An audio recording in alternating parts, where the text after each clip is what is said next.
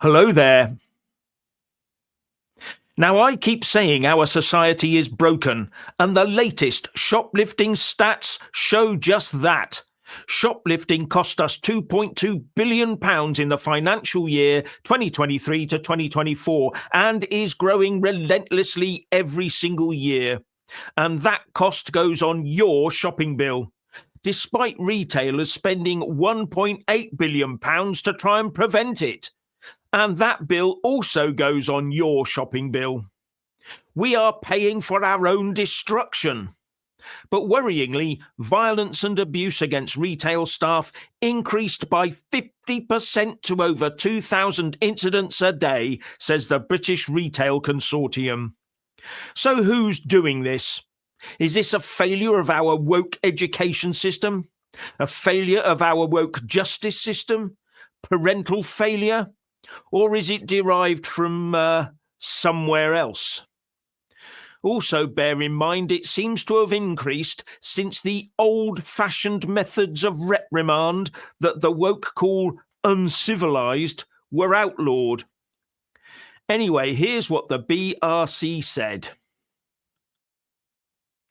With the total number of incidents continuing to grow and their nature becoming increasingly aggressive, satisfaction with the police remains low, with 61% of respondents describing the police response to incidents as poor or very poor. So there you go, poor or very poor. We've all seen the videos. People just walking into shops and taking what they please, knowing full well no one can stop them for fear of getting hurt.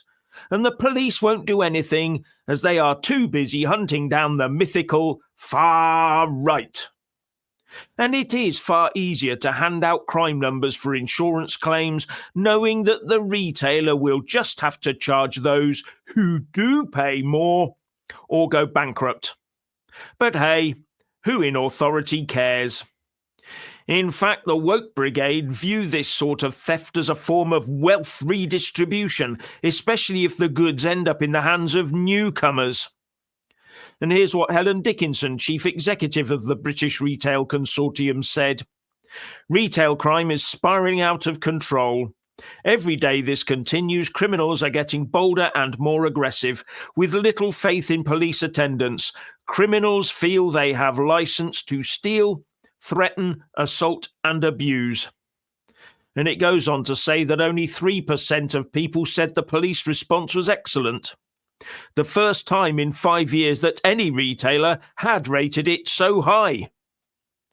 Now, just before I bring Richard in, I'll just say that this all adds up to about 140 quid on the annual shopping bill of every household.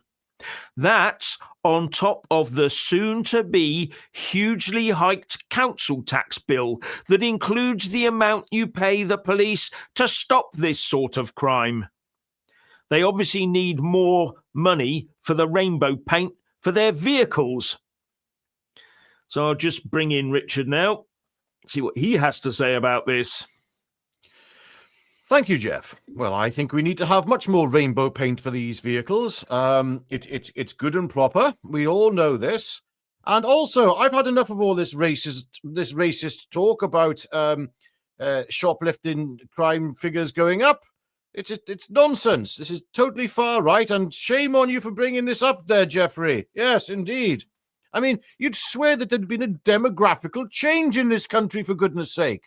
Something that would have caused shoplifting to increase. And also a change of attitude towards shoplifting. Why would that have taken place? I can't think why. I mean, you'd be trying to tell me that our politicians and our authorities are trying to appease new people who have come into the country, who have no choice except to take things that they otherwise can't afford. I mean, we all know that people do need to have, if a person goes into a shop, they have a right to take 16 PlayStation 5s out with them because they need them. People are desperate, I need to have about 5 PlayStation 5s. We all do. And as well, what's wrong with getting 30 bottles of shampoo and just taking it without paying? Times are desperate. People need to wash their hair. 30 bottles of shampoo doesn't last a person very long. all right, Jeff, you and I, it might last us until probably the day we die. But most people, they need to have their shampoo. And as for, children's toys and all these things, children need these things. If you can't afford them, it's racist to prevent people from taking them. Yes, Jeff. Yes, that is actually the woke attitude. And if they need their fix and they have to take money to get their fix, because they're humans, they have human rights, they must be able to take in order to get their fix. And if it's your stuff they take and sell, so what? They don't care. Believe it or not, more crime means more economic activity. Yes, because people have to work harder to replace that stolen stuff. There is insurance activity. There's lots of employment in it. When there's high crime, you employ security staff. So guess what happens? Employment goes up. And when all this happens, they start buying, things like security cameras, special updated locks, better window systems, and all the rest of it, and all the barriers. All this adds up to more economic activity. I think that the government puts that increased economic activity, that economic growth that they are after, far above the safety of the retail workers and the financial burden it places on the rest of us. In fact, there was an interesting book written years ago, and I just remembered this, and I cannot remember the title of it, where it went through that if there was no crime, basically, that the economy would crash. You wouldn't need any policemen. You wouldn't need any locksmiths. You wouldn't need any security guards. You wouldn't need any. We wouldn't need anything. We'd probably be a lot happier, but there'd be a lot less economic activity because there'd be no theft. No drug taking, all the rest of it. But so crime is good for economic growth, and I think it adds something like between 5 and 10% to our GDP through the black market, through the underground economy. All that happens. People don't pay tax there, of course, but that's what we're here for, to pay the tax that they don't. So, and as long as it keeps everything going and you can buy a few things down the pub, fell off the back of a lorry gov, everybody seems happy, don't they? So, but no, and shoplifting and this violent shoplifting is awful. This isn't just someone coming in and nicking a packet of sweets or something, or the odd can of peas or something. This is major in some areas. You've seen the videos where they go through Apple stores and things like that, not just in the UK, but throughout the developed world. What do you reckon, Richard?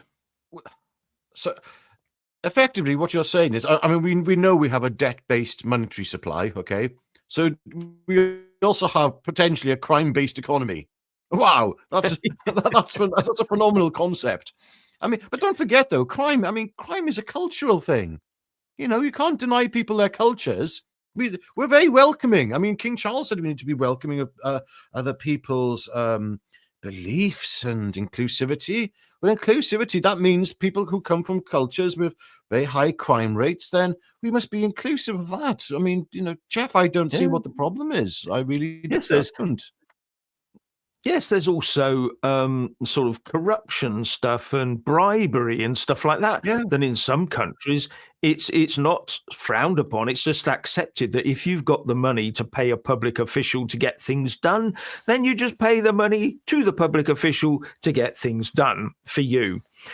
So if we're going to go for multiculturalism, is that not what we should be welcoming? I mean, I think it's only fair and right, really, that we encourage people from other cultures to express themselves. Anyway, Jeff, I think we've covered this. Is awful situation, as you were saying, though, mate. People are. This is shoplifting to order as well, which is a terrifying thing that is taking place now. I mean, I suppose that's always taken place, but it's just skyrocketing. Looking through the figures and everything that we have this morning, it is scary. I know I tried to make light of this sort of situation, but This is the kind of woke ideology and thinking that is allowing this to take place. It's because what I am mimicking here is actually, it's actually how some people think. And that's a scary thing. And not just that, these people hold high positions of power. This is how they think. This is how society is now run because of these thought processes. I can't talk about this anymore, Jeff. Anyway, as far as I'm concerned, stamp shoplifting out as much as possible and bring back some moral fibre to the country. That's my view. Yes. Anyway. Well, that's what happens, though, when you walk away from a Christian society, when accountability is removed, where a belief in sin and thou shalt not steal, when those things are gone, I mean, what are you left with? You're left with the vacuum. Secularism has brought this in. Just secularism. And it has allowed this whole mess to fester. There we go. Right. Oh, by the way, everybody, please press the like button on this video and subscribe to this channel and click the all option. And do you know what? Another thing we'd ask you, just do check back regularly, just to see if we've done something. You never know, because Google's paying naughty boys and girls with the algorithms at the moment, and it's not sending out notifications, not just for us, but for lots of other channels out there. So please do check back regularly, a couple of times a day. Doesn't take much effort. Oh, I'll see what Jeff's doing today. Oh, look, he's put a video out. I think I'll watch it. Over here to you, mate. Okay, Richard. And on that note, it's good morning from me. And it's good morning from him. Good morning. Good morning.